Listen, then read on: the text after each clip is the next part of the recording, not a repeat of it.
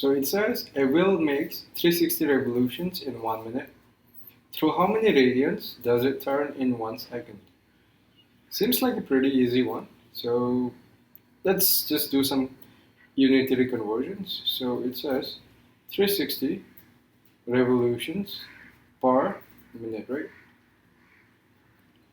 Since we're required to find the number of radians it turns in 1 second, it would be useful to convert this minute unit to a second, right? So if it makes 360 revolutions per minute, so how many revolutions is it making per second?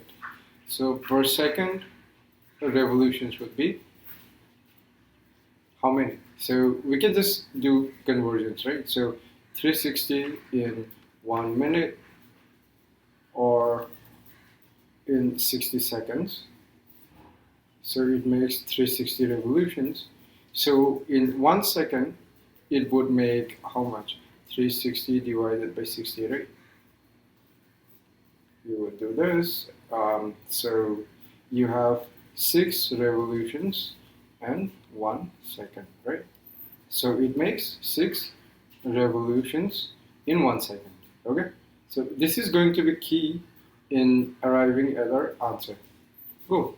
So we have this, and now we know 1 revolution would mean, so 1 revolution is how many radians? So it's 2 pi radians, right?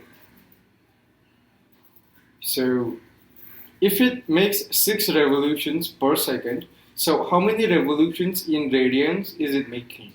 So it's 6 revolutions per second times 2 pi radians. Now, so we have converted the units from revolutions to radians per second.